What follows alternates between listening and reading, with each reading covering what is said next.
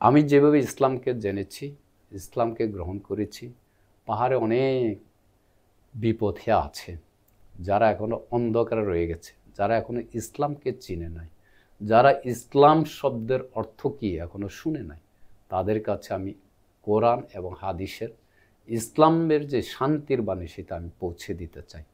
এটাই হচ্ছে আমার একটি মাত্র লক্ষ্য। কোটি টাকা দিয়ে তো ইসলামের শান্তিতে পাওয়া যাবে না। যেন আমার ইচ্ছা, আমার আব্বা, আমার মামা, আমার দাদুরা যেভাবে এই বান্দরবনে খ্রিস্টান ধর্ম আনাচে কানাচে ছড়িয়ে ছিটিয়ে দিয়েছেন এবং খ্রিস্টান ধর্মে দীক্ষিত করেছেন লোকদেরকে, আমি আমার অবস্থানে থেকে আল্লাহর ইচ্ছা যদি হয়, আল্লাহ যদি সেই তৌফিক দান করে, আমি এই বান্দরবন পার্বত্য জেলা প্রত্যেকটি আমার ত্রিপুরা, মুরুং এবং অন্যান্য সম্প্রদায় যারা আছে তাদের কাছে আল্লাহ এবং হাদিসের আলো আমি পৌঁছে দিতে চাই। ইনশাআল্লাহ এটাই আমার লক্ষ্য, এটার আমার উদ্দেশ্য। আমি যেই কোনো উপায়ে এই রমজানের আগে আমি ইসলাম ধর্মে দীক্ষিত হতে চাই। আমি ইসলাম ধর্ম কালেমা পড়তে চাই, কালেমা পড়ে ইসলাম ধর্ম গ্রহণ করতে চাই। পৃথিবী যদি আমার হয়াত যদি না থাকে তাহলে এমনি আমি মারা যাব, আর যদি আল্লাহর ইচ্ছা না থাকে যে আমি এই মুহূর্তে মারা যাব, তাহলে পৃথিবীর কোনো শক্তি আমাকে ক্ষতি করতে পারবে না। ইসলাম ধর্মকে গ্রহণ করেননি যারা, জানেননি, চিনেননি, তাদেরকে অনুরোধ করব আপনারা অন্যান্য ধর্মগুলোও পড়বেন, চর্চা করবেন, তাহলে আপনাদের সহজ হবে যে কোন ধর্মের মধ্যে কি সত্যতা রয়েছে, আসল কোনটা সেটা আপনারা নিজেরাই বাছাই করে নিতে পারবেন। আসসালামু আলাইকুম রহমতুল্লাহ। ভাই কেমন আছেন? জি আলহামদুলিল্লাহ ভালো আছি। সকলকে আমি সালাম আলাইকুম জানাচ্ছি, আসসালামু আলাইকুম, এবং রমজান মুবারক জানাচ্ছি। আপনাকেও রমজানের শুভেচ্ছা জানাচ্ছি। আহলান সাহলান। শুরুতে আপনার জীবন এবং পরিচয় সম্পর্কে জানতে চাই। আমি খ্রিস্টান ধর্ম থেকে এসেছি। আমার আব্বা, আমার মামা, আমার দাদা দাদি, আমার চাচা কাকা কাকি এরাই ছিলেন বান্দরবান পার্বত্য জেলায় খ্রিস্টান ধর্মের প্রবর্তক। জি। এবং আমি তাদের পরিবারই সন্তান। কিন্তু দীর্ঘ বছর আমি দেখেছি খ্রিস্টান ধর্ম আমি পালন করে এসেছি, কিন্তু এই ধর্মের মধ্যে এবং ইসলাম ধর্মের মধ্যে যথেষ্ট তফাৎ রয়েছে। আচ্ছা, প্রথমে আমরা সেদিকে আসব। প্রথমে আপনার নাম, আপনার পরিচয়টা জানতে চাচ্ছি, যে আপনার পরিবারে কারা কারা আছে। আমার নাম হচ্ছে অজাহাত ত্রিপুরা। আমার দেশের বাড়ি বান্দরবান লামা উপজেলা এবং লামা পৌরসভাতে থাকি। আর ইসলাম ধর্ম গ্রহণ করার পরেই আমার নাম বর্তমানে মোহাম্মদ আজহারুল ইসলাম ত্রিপুরা। আমার পরিবারে আমার এক সন্তান ছেলে এবং আরেক সন্তান মেয়ে রয়েছে। আর আমি লামা কোর্টে পিটিশন রাইটার হিসেবে কাজ করতাম। এখন কি করছেন? বর্তমানে আমি ওটা ছেড়ে দিয়েছেন? ওইটাও ছেড়ে দিয়েছি, বেকার। আমি ইসলাম ধর্ম গ্রহণ করার পরে আমি ইসলামকে আরও ভালোভাবে জানতে চাই, ইসলাম ধর্মকে, এবং ইসলাম ধর্ম নিয়ে আমি আরও ভালো করে পড়াশোনা করতে চাই, আরও ধ্যান করতে চাই, এবং জীবনকে আল্লাহ যেভাবে ইচ্ছা, ওনার ইচ্ছা মতো নিজের জীবনকে পরিচালনা করার জন্য নিজেকে প্রস্তুত করতে চাই। আমি ইসলাম ধর্ম গ্রহণ করার পরেই আমার জীবনে এটা সৌভাগ্য আমি নিজেকে মনে করি যে এর আগেও আমি বহুবার ইসলাম ধর্ম গ্রহণ করার জন্য চেষ্টা করেছি, কিন্তু আল্লাহর হয়তো হুকুম ছিল না বা আমার ইচ্ছা আল্লাহ কবুল করেননি, কিন্তু এই মুহূর্তে কবুল করেছেন। তার জন্য আল্লাহ তাআলার কাছে আমি কৃতজ্ঞ যে এমন সময় তিনি কবুল করেছেন যে ইসলাম ধর্ম গ্রহণ করার এক সপ্তাহ পরেই রমজান। এবং আমি যদিও নতুন, আমি সৌভাগ্য, আমি রমজান রোজা রাখছি, আজকে তৃতীয় রোজা। আপনারা সবাই দোয়া করবেন যেন আমার ইচ্ছা, আমার আব্বা, আমার মামা, আমার দাদুরা যেভাবে এই বান্দরবনে খ্রিস্টান ধর্ম আনাচে কানাচে ছড়িয়ে ছিটিয়ে দিয়েছেন এবং খ্রিস্টান ধর্মে দীক্ষিত করেছেন লোকদেরকে। আমি আমার অবস্থানে থেকে আল্লাহর ইচ্ছা যদি হয়, আল্লাহ যদি সেই তৌফিক দান করে, আমি এই বান্দরবন পার্বত্য জেলা প্রত্যেকটি আমার ত্রিপুরা, মুরুং এবং অন্যান্য সম্প্রদায় যারা আছে তাদের কাছে আল্লাহ এবং হাদিসের আলো আমি পৌঁছে দিতে চাই। ইনশাআল্লাহ এটাই আমার লক্ষ্য, এটার আমার উদ্দেশ্য। আমি যখন খ্রিস্টান ছিলাম, বাংলাদেশ বাইবেল সোসাইটি পরিচালনা বোর্ডের আমি একজন মেম্বার। হয়তো আপনারা সবাই জানেন বাংলাদেশ বাইবেল সোসাইটি বিবিএস বলে, এবং ন্যাশনাল খ্রিস্টান ফেলোশিপ, এটা হচ্ছে মিরপুর সাথে অবস্থিত। ওইখানে পরিচালনা বোর্ডে আমি একজন মেম্বার, এবং কৈননিয়া যে বোর্ড আছে, এই শিক্ষা বোর্ডে আমি একজন মেম্বার। খ্রিস্টান সোসাইটিতে আমি অনেক উচ্চ পর্যায় পর্যন্ত আমি নেতৃত্ব দিয়ে এসেছি, এবং আমি নিজেই আমাদের যে প্রজেক্ট আছে, আমি AMG প্রজেক্ট অর্থাৎ Hebron child care project manager হিসেবে 11টি বছর দায়িত্ব পালন করেছি। তার পাশাপাশি নন ফর্মাল এডুকেশন অর্থাৎ এটা হচ্ছে গ্রামীণ স্কুল, যেগুলো যে বাচ্চাগুলো ছোট ছোট পড়াশোনা করার জন্য তাদের সেখানে কোনো পড়াশোনার সুযোগ নাই, স্কুল অনেক দূরে, তো প্রত্যেকটি গ্রামে এই নন ফর্মাল এডুকেশনের মাধ্যমে আমার অধীনে 217টি স্কুল আমি স্থাপন করেছি পাহাড়ে আনাচে কানাচে, যেগুলোতে কোমলমতি শিশুরা পড়াশোনা থেকে বঞ্চিত। ওই সমস্ত স্কুলে আমি স্কুল পরিচালনা করেছি, ওইটার প্রজেক্টের ম্যানেজারও আমি দায়িত্ব পালন করেছি। সুতরাং আমার অনেক সুযোগ ছিল, যে টাকা পয়সা ধন দৌলত করার আমার অনেক সুযোগ ছিল, কিন্তু আমি তখনও মনে প্রাণে ইসলামকে ভালোবাসতাম। যদিও আমি খ্রিস্টান পরিবারে, আমি সর্বোপরি শৈশব থেকে এই পর্যন্ত আমি যারা মুসলিম তাদের সাথে আমার চলাফেরা, মুসলিম পরিবারের সাথে, মুসলিম ভাই বোনদের সাথে আমার উঠা বসা চলাফেরা জীবন। তো এই পর্যায়ে একটু জানতে চাই যে আপনি প্রথমে ইসলামের প্রতি কিভাবে উদ্বুদ্ধ হন বা আকৃষ্টতা কিভাবে তৈরি হয়? আমার ইসলামের প্রতি আকৃষ্টতা তৈরি এইভাবে যে আমি একদম আমার জন্মের পর থেকে আমার বন্ধুরা যারা তারা ইসলাম ধর্মের, তাদের সাথে একসাথে আমি প্রায় ছোট থাকার সময় মসজিদে যেতাম। হ্যাঁ, কিন্তু হয়তো নামাজ পড়তে জানতাম না ছোটকাল। আমার বন্ধুর আব্বা তারা আমাকে হাত ধরে নিয়ে যেতেন।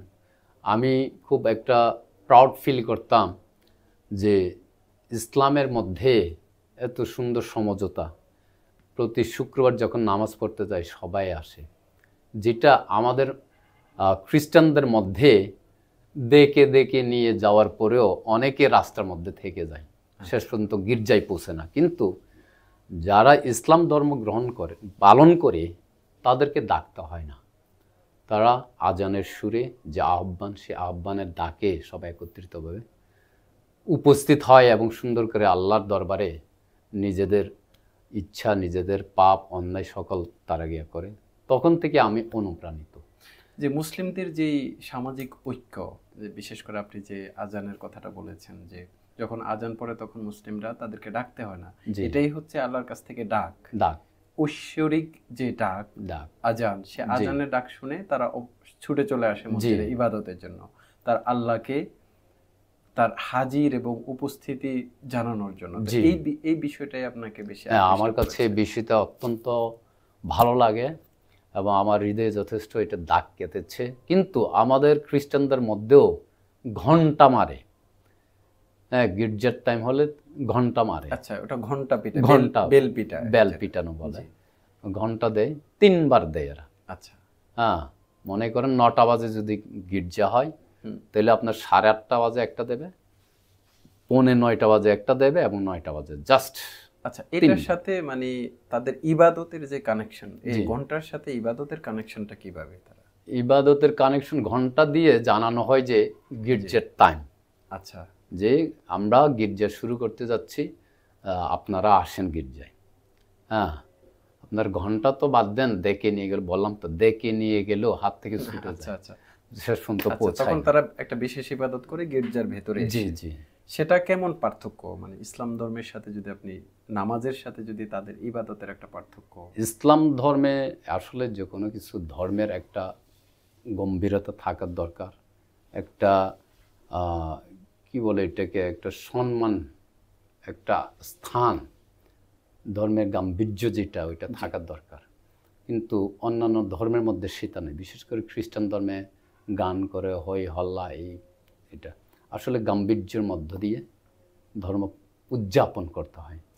ভাব গাম্ভীর্য এবং আলাদা সৌন্দর্য, আলাদা এবং সৌন্দর্য, ইন্ডিভিজুয়াল স্বাতন্ত্রতা আছে, শৃঙ্খলা বোধ আছে। জি জি জি। তো এই কেবলমাত্র ইসলাম ধর্মে পেয়েছি আমি, আলহামদুলিল্লাহ। জি। তো আপনার এই অনুভূতিটা জানতে পারলাম, আপনি চমৎকার করে বলেছেন। তো এখন আমি আপনাকে জিজ্ঞাসা করতে চাচ্ছি যে আপনি শৈশব থেকে আপনার বন্ধু বান্ধব বা যে সার্কেল আছে, আপনি যে সমাজে বাস করেছেন, সেখানে হচ্ছে আপনার সংখ্যাগরিষ্ঠ মুসলিমরাই আপনার পাশে, আপনার প্রতিবেশী ছিল, এবং আপনার বন্ধু বান্ধব যারা আছে তারা ছিলেন, এবং তাদের যে ইবাদত বা তাদের যে ধর্ম পালন, এই বিষয়গুলো, তাদের যে সামাজিক বৈশিষ্ট্য, সমাজে চলাফেরা বা তাদের আন্তরিকতা, এই সকল কিছু দেখে আপনি আকৃষ্ট হয়েছেন। আপনি এটা শৈশব থেকেই হয়ে এসেছেন। এবং কখন উপলব্ধি করলেন যে আপনি ইসলাম ধর্ম গ্রহণ করবেন এবং এখনই সেটা শ্রেষ্ঠ সময়? আমি আরো ৩-৪ বছর আগে থেকে নিজেকে প্রস্তুত করছিলাম। জি। যে আমি যে কোনো সময় ইসলাম ধর্ম গ্রহণ করব। কিন্তু আমি বারবার চেষ্টা করেছি, বিভিন্ন জনের সাথে কথা বলেছি যে আমি ইসলাম ধর্ম গ্রহণ করতে চাই, আমি এখন প্রস্তুত। কিন্তু হয়তো তখন আমার যে ইচ্ছা আল্লাহ কবুল করেন নাই, হয়তো আমি তখন প্রস্তুত হইতে পারিনি নাই, যার কারণে হয়তো তখন আমি হতে পারিনি। কিন্তু হঠাৎ করে এই দীর্ঘ 5-6 বছর প্রস্তুতি নেওয়ার পরে ঠিক রমজান আসছে, 2 সপ্তাহ 3 সপ্তাহ। এটা কোন রমজানের কথা বলছেন? এই যে বর্তমানে 2025 সালের যে রমজান, এই 2025 সালের রমজানের প্রায় 2 সপ্তাহ আগে আমার মনে বারবার একটা কথা বলছিল, হয়তো আল্লাহর রব আমার মধ্যে কথা বলছিল যে এখনই সময়, তুমি কি করো, নব মুসলিম এলাকায় যাও, ওইখানে গিয়ে তোমার মত প্রকাশ করো, তাহলে তুমি এই সময়ে তুমি ইসলাম ধর্মকে গ্রহণ করতে পারবে, ইসলাম ধর্ম। তো বারবার আমার মনে এই কথাই বলছিল, যার কারণে আমি রাত্রে ঠিক 12টা 1 কি 2 মিনিট হবে, আমি আমার এক বড় ভাইকে, উনিও নব মুসলিম, ওনাকে আমি কল দিই, যে আমি বলি যে দাদা আমি ইসলাম ধর্ম গ্রহণ করতে চাই। তো উনি আমারে বললেন যে তোমার পক্ষে কি সম্ভব হবে, তোমার আব্বারা, তোমার জেঠারা, তোমার মামারা যেখানে খ্রিস্টান ধর্মের প্রবর্তক বান্দরবানে, তুমি যদি খ্রিস্টান হয়ে যে তুমি কতটুকু নিরাপদে থাকবা, এবং ত্রিপুরা সমাজে তো তুমি একটা আইকন বলতে গেলে, এবং প্রত্যেকটা বিষয়ে তুমি তাদেরকে ট্যাকেল দিয়ে আসছো এবং এখনো ট্যাকেল দিচ্ছ।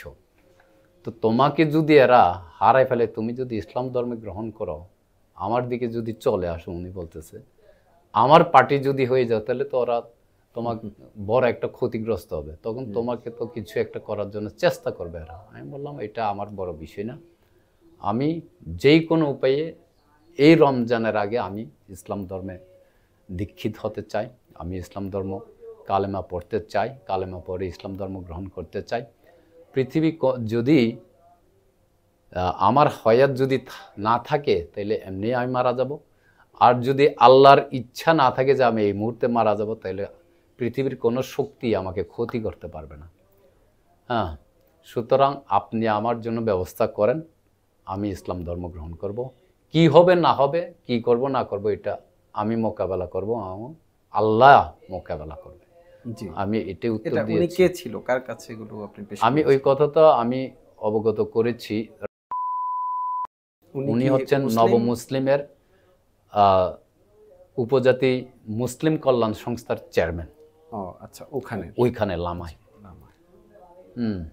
তো উনি যখন আমার কথা শুনলেন, ঠিক আছে, আমাকে বললেন যে ঠিক আছে ভাই, আগামীকাল সকালে আমার এখানে আসেন, আর একটু বিস্তারিত আলাপ করব। তো আমি সকালবেলা একদম ঘুম থেকে উঠে মুখ ধুয়ে নাস্তা করে ওনার বাড়িতে চলে গেলাম। তো উনি ঘুমাচ্ছিলেন তখনও। তো আমি জেগে তুললাম, আমি বলছি ভাই আমি আসছি, আজকে সারা রাত আমার মনটা বলছে কখন সকাল হবে। আমার মনটা বারবার টানছে, আমি সেজন্য খুব সকালবেলা চলে আসছি আপনাকে ডিস্টার্ব করার জন্য, আপনি উঠেন। তো উনি উঠলেন। ওঠার পরে একজন সাবেক মেজর জেনারেল সাথে আলাপ করলেন, কথা বললেন। ওনার অনুমতিতে উনি আমার জন্য সব কিছু ঠিকঠাক করে, এবং রবিবার একটা দিন ঠিক করেন। এই রবিবারে এই জোহরের নামাজ পড়ে স্যারে আমাকে কালেমা পাঠ করিয়ে ইসলাম ধর্ম গ্রহণ করান, এবং মঙ্গলবার কি বুধবার আমি আবার নোটারি পাবলিক করি চকরিয়াতে। ইলিয়াস অ্যাডভোকেট ইলিয়াসের এখানে সশরীরে উপস্থিত হয়ে এভাবেই আমি ইসলাম ধর্মকে নিজের হৃদয়ের মধ্যে স্থান দিই এবং গ্রহণ করে নিই। মাশাআল্লাহ, আলহামদুলিল্লাহ। তো আপনার শাহাদা পাঠ করার পর আপনার অনুভূতিটা তখন কেমন ছিল? হ্যাঁ, আমার খুব ভালো লেগেছে। আমার অনেক দিনের ইচ্ছা, আমি আমার আল্লাহকে পেয়েছি, এখন আমার কোনো ভয় নেই। আমার মন সবসময় প্রফুল্লিত, এবং সেই জন্য এই ইসলাম ধর্ম গ্রহণ করার পরে এখানে আল্লাহর অশেষ রহমতে সকলের ভালোবাসা আমি পেয়েছি, এবং খুব ভালোভাবে দিন যাচ্ছে। আমি যথেষ্ট কোরআন শিক্ষা, ইসলামকে জানা, এই বিষয় নিয়ে স্টাডি করতেছি, কীভাবে নামাজ পড়তে হয়, নামাজ পড়তে গেলে যে সূরাগুলো জানার দরকার সেগুলো আমি মুখস্থ করছি, এবং পাশাপাশি ইসলাম ধর্ম এবং ওইটার সাথে পাশাপাশি অন্যান্য ধর্মের যে ধর্মত্বের যে তফাৎ সেগুলো নিয়েও মাঝে মধ্যে ওনারা আলোচনা করেন আমার সাথে, ওইটাও আমি জানতে পারতেছি। এখানে একদম আমি 1 মাস কি 2 মাস এখানে আমি পড়ে থাকতে চাই, পুরা ইসলাম ধর্ম সম্পর্কে আরো জানবেন, বিস্তারিত পড়াশোনা করবেন, নিশ্চয়ই আসবেন ইনশাআল্লাহ আপনি। তো আপনি ইসলাম গ্রহণ করলেন, তো ইসলাম গ্রহণ করার পেছনে আপনার কেউ অনুপ্রাণিত করেছে কিনা? যে ওইরকম কেউ ছিল না, আমার নিজের থেকে অনুপ্রাণিত হয়েছি, এবং অনুপ্রাণিত হয়েই আমি ওনাকে, আমার চেয়ারম্যান মহোদয়কে আমি প্রকাশ করেছি। বুঝতে পেরেছি। তো আপনি যেমনটা বলেছেন, আপনার পরিবারে আপনার 2 সন্তান আছেন, আপনার স্ত্রী আছেন, এবং আপনার যারা পূর্বপুরুষ আছেন বা আপনার বাবারা, দাদা, এই প্রজন্ম যখন সবাই মোটামুটি একটা পাওয়ারফুল ওখানে, এবং তারা খ্রিস্ট ধর্মের প্রচারক আপনি যেমনটা বলেছিলেন, এবং তারা সেখানে ভালো একটা ইনফ্লুয়েন্স ক্রিয়েট করেছে সমাজে, এবং তারা খ্রিস্ট ধর্মটাকে সেখানে ছড়িয়ে দিচ্ছে ব্যাপক হারে। তো এমন একটা ফ্যামিলি ব্যাকগ্রাউন্ড থেকে আপনি এসেছেন এবং ইসলামকে আলিঙ্গন করেছেন আপনার পরিবার পরিজন ছেড়ে। তো এখন তারা আপনাকে কিভাবে নিচ্ছে, আপনার পরিবার, স্ত্রী স্বজন? আমার পরিবার এটাকে নেগেটিভ হিসেবে নেয় না, এটা পজিটিভ হিসেবে তারা নিয়েছে। মাশাআল্লাহ, এটাতে কোনো দ্বিমত নাই। গতকালকেও কথা বলেছি, আমাকে বলেছে যে ভালো করে সব কিছু যেন মনোযোগ দিয়ে, অবহেলাবিহীন মনোযোগ দিয়ে যেন আমি প্রত্যেকটা বিষয় আয়ত্ত নিই, এবং ঠিকমতো 5 ওয়াক্ত নামাজ যেন পড়ি। আর আমার ওয়াইফ বলেছে যেন আমি ঠিকমতো রোজা রাখি, যেহেতু জীবনে একটা প্রথম সুযোগ, এই রোজা যেন আমি মিস না করি। আল্লাহ তৌফিক দিক, আল্লাহ। তবে আমার সম্প্রদায়ের সাইড থেকে যারা প্রতিষ্ঠিত, যেটা আপনি বললেন, এদের কাছে এটা মোটেই গ্রহণযোগ্য নয়। তারা মোটেই এটা বিষয়ে চায় না, এবং সবসময় ফোনে বিভিন্ন ধরনের বিরক্ত করে। আমি ফোন রিসিভ করি না, যেহেতু আমি অন্য কাজে ব্যস্ত। ওনাদের সাথে ফোনে কথা বললে আমার এদিকে মনোযোগটা নষ্ট হয়ে যাবে, যার কারণে আমি ফোনও রিসিভ করি না। হুমকি এসেছে কিনা? হুমকি আছে, হুমকি তো আছেই। হুমকি আসলেও সেটা এর মধ্যে কিন্তু সমাধান হয়েছে। তো এটা আমি জানি না আল্লাহর তরফ থেকে এটা হুকুম ছিল নাকি। এখনও আছে আমার পিছনে, এখনও বিভিন্নভাবে আমি কোথায় যাচ্ছি, কি করছি, এই যে ইসলামকে জানা, এই ট্রেনিং নিতে আসছে, কোথায় জায়গাটা পর্যবেক্ষণ করছে এখনও আছে। ঢাকায় সাইদাবাদে থাকে ওই ছেলেটা। ও আমার ভাগনা হয় সম্পর্কে, কিন্তু আজকে আমি আসার পর থেকে সে এগুলো নিয়ে খুব ঘাটাঘাটি করতেছে। গতকালকে নাকি বলে সাভারের দিকে আসছে, আমি এরকম শুনছি। ওইখানে আমার বিশেষ একজন লোক আছে, ও আমাকে মেসেজ দিয়ে বলেছে যে সৈয়রাম আপনার গতকালকে সাভারে খুঁজতে গেছে, আপনি ঢাকায় আসছেন, ওইটা জেনে গেছে, আপনার গতিবিধি এগুলো ফলো করছে। তার প্রায় 10-12 জন ছেলে নিয়ে সে এগুলো করতেছে। এটা কেন করছে? মানে ওইটা করছে কোনো ধর্ম গ্রহণের আপনার স্বাধীনতা, আমার স্বাধীনতা আছে, সংবিধান আপনাকে সে অধিকার দিয়েছে। তারপরেও তারা কেন আপনাকে আপনার গতিবিধি পর্যবেক্ষণ করছে? আপনি তাদেরকে হুমকি স্বরূপ মনে করছেন কিনা? এটা ওরা হুমকি স্বরূপ মনে করে এই কারণে, আমি যেখানে সেখানে আমি বলি যে একদিন আমার আব্বারা, আমার মামা, আমার দাদা দাদিয়ারা কিভাবে এই প্রত্যন্ত পাহাড়ে খ্রিস্টান ধর্ম প্রচার করেছেন সে পলিসি আমি জানি। আচ্ছা, এটা আমি জানি, আমি ওই ঘরের সন্তান হিসেবে আমি জানি। সে পলিসি অদূর ভবিষ্যতে আমি যখন ইসলাম ধর্ম গ্রহণ করেছি, এবং ওদের একটা আতঙ্ক এখন সৃষ্টি হয়েছে যে আমি যদি ইসলাম ধর্ম গ্রহণ করি, ইসলাম ধর্ম প্রত্যেকটা পল্লীতে ছড়াই যাবে। এখনও আছে, এক পায়ে দাঁড়িয়ে আছে যে আমি ডাক দিলে চলে আসবে, এরকম কিছু আছে, যার কারণে ওদের সাথে একটা এই সংখ্যাটা তাদের সংখ্যাটা রয়ে গেছে। বিশেষ করে যে সৈরামের যে কথাটা বলছি, ঢাকায় যেটা আমার গতিবিধি ফলো করছে, ও ওইখানে একটা প্রতিষ্ঠান গড়ে তোলার জন্য খুব আপ্রাণভাবে চেষ্টা করছে এবং গড়ে তুলতেছে, আস্তে আস্তে করতেছে। এটা কি ধরনের প্রতিষ্ঠান? এইখানে খ্রিস্টান ছেলে মেয়েদেরকে বা আদার্স আশেপাশে যারা নন খ্রিস্টান ছেলে মেয়ে আছে সেখানে পড়াশোনা করাবে, তারপরে খ্রিস্টান ধর্ম শিক্ষা দেবে, ওইভাবে করে খ্রিস্টান বানাবে। এই ধরনের একটা প্রতিষ্ঠান সে গড়ে তুলছে। তো আমি যদি এটা তো প্রতিষ্ঠিত করি, তাহলে তার ওইটা হুমকি মুখে পড়তে পারে। বিশেষ করে ত্রিপুরা সমাজের মধ্যে বেশিরভাগ আমার আত্মীয় স্বজন। তাহলে আমি যখন এখানে চলে এসেছি, এরা আমার দিকে চেয়ে আছে, তো তার জন্য একটা বড় একটা হুমকি হতে পারে। ওই কারণে এখন একটা প্রতিহিংসার বশত কাজ করছে। তারপর আমি এগুলো ভয় করি না। যেখানে এখন আমাদের সকল গার্ডিয়ান হচ্ছে আল্লাহ সুবহানাহু ওয়া তাআলা, সুতরাং কোনো পরাশক্তিকে আমরা এখন ভয় করি না। যে আল্লাহ আমাদেরকে সকল ওয়াসওয়াসা থেকে রক্ষা করুন, আমাদের সকল বিপদ আপদ থেকে আমাদেরকে রক্ষা করুন। জি। এখন আমি জানতে চাই, আপনার পরিবারে আপনার স্ত্রী স্বজন আছেন যাদের কথা বলেছেন, এবং তারা আপনাকে উৎসাহিত করছে যে যেটা করছো তুমি ভালো করেই করো। বিশেষ করে আপনাকে রোজা রাখার জন্য তারা বলেছেন, নিয়মিত রোজা এবং নামাজ, আরও অন্যান্য যে সমস্ত ইসলামের মৌলিক বিষয়াদিগুলো আছে এগুলো আপনাকে শেখার জন্য তারা উদ্বুদ্ধ করছে। জি। তো তাদের প্রতি তারা এতটুকু মনে হচ্ছে যে তারা পজিটিভ জি ইসলাম ধর্মের প্রতি, এবং আপনার ইসলামে ফিরে আসা, আপনার কনভার্ট হওয়া, এটাকে তারা পজিটিভলি নিয়েছে। তো আপনি তাদের হেদায়েতের জন্য এখন কি করছেন, বা তারা যাতে ইসলাম গ্রহণ করে, সত্যটা আলিঙ্গন করে, এই জন্য আপনি তাদেরকে কোনো কিছু বলেছেন কিনা, বা তারা কেমন, তাদের অনুভূতি কি? আগে আমি চাই আমি আগে নিজেই শুদ্ধি হয়, আমি যদি ভালো হয় তখন তাদের কাছে আমি ভালো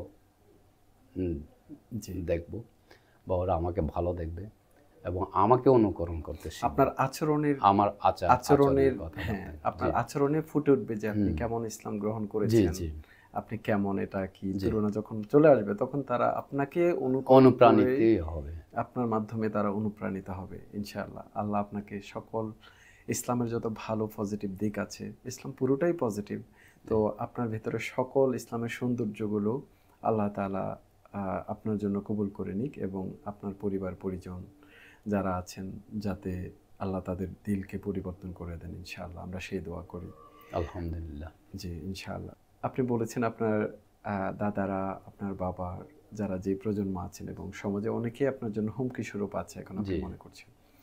তো ধরুন আপনার কাছে এখন কোটি টাকার অফার এসেছে যে তুমি ইসলাম ছেড়ে আবার পূর্ব ধর্ম খ্রিস্ট ধর্মে চলে আসো, তোমাকে আমরা এত কোটি টাকা দিব এবং জায়গা জমি অর্থ সম্পদ তোমার কোনো কিছুই অভাব থাকবে না, বা আপনাকে দুনিয়ার অর্ধেকটাই দিয়ে দেওয়া হলো, তখন আপনি কি করবেন? ইসলাম ছেড়ে দিবেন? না, আমি ছাড়বো না। আমি তো ওইটা তো আমার হাতের ময়লা ছিল এক সময়, কোটি টাকা। এটা বলতে গেলে আমি যে প্রজেক্টের ম্যানেজার ছিলাম, 2টা প্রজেক্টে প্রতি মাসে আমার 33 লক্ষ টাকা আমার হাতে থাকতো। আমি কিন্তু সেগুলো টাকা আমার হাতে রাখতাম না, একটা দোকানে রাখতাম। আচ্ছা। আমার প্রজেক্টের যত বাজার খরচ লাগতো ওই দোকানদার থেকেই আমি নিতাম এবং মাস শেষে হিসাব করে টাকা পেড করে বাকি টাকাগুলো আমি অ্যাকাউন্টে রাখতাম।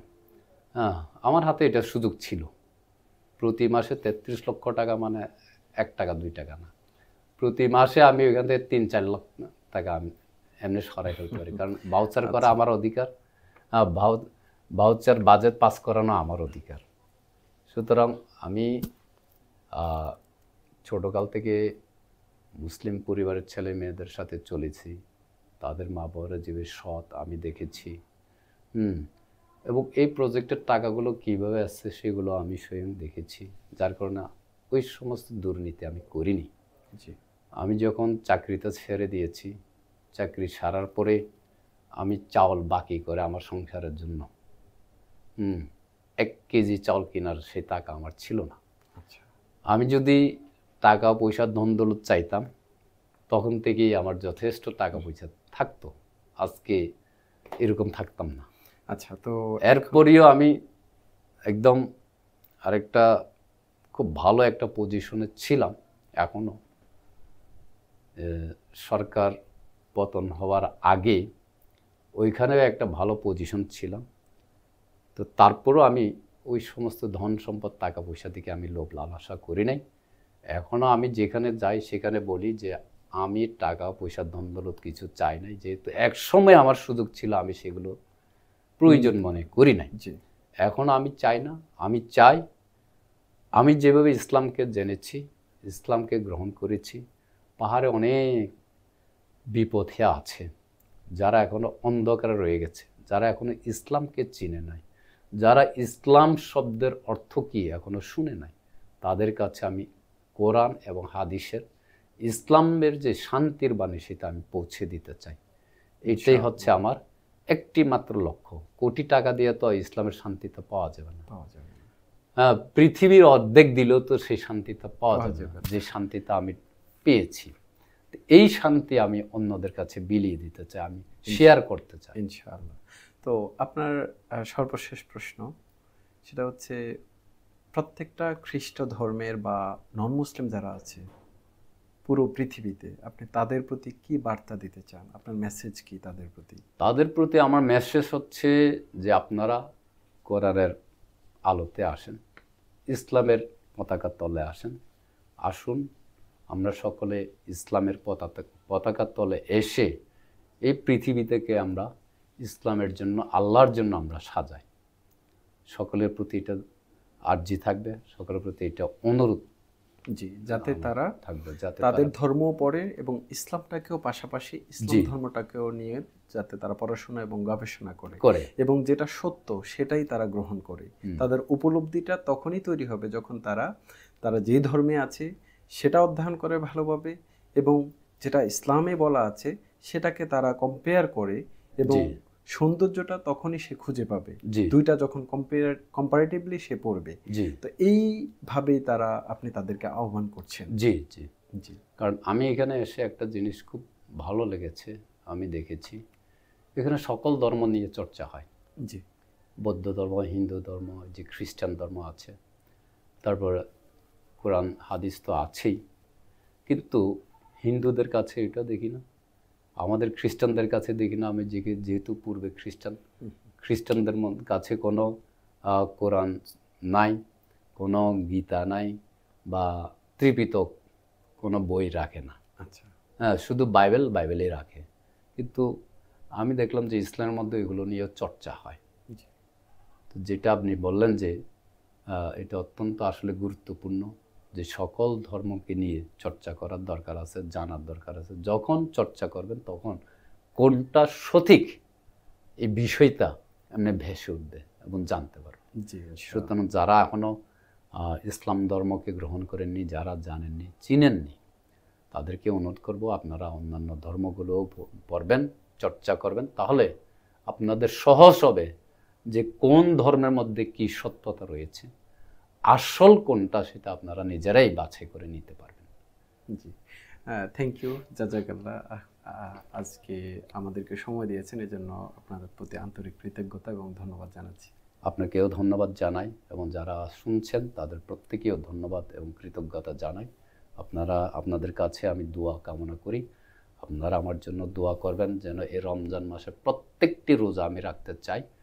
আল্লাহ যেন আমার এই ইচ্ছাটা কবুল করেন, আমি 30টা রোজা যেন রাখতে পারি এবং ইসলামকে যেন আরও মনে প্রাণে পোষণ করি, আমার মৃত্যু আগ পর্যন্ত যেন আমি ধরে রাখতে পারি। আমিন। এবং পাহাড়ে প্রত্যেকটি জায়গায় আমি ইসলাম ধর্মের আলো আমি যে ছড়িয়ে দিতে চাই, সেটা যেন আল্লাহ কবুল করেন। ইনশাআল্লাহ। তার জন্য আপনাদের কাছে, সকলের কাছে আমি দোয়া চাই। আমিন। আমিন।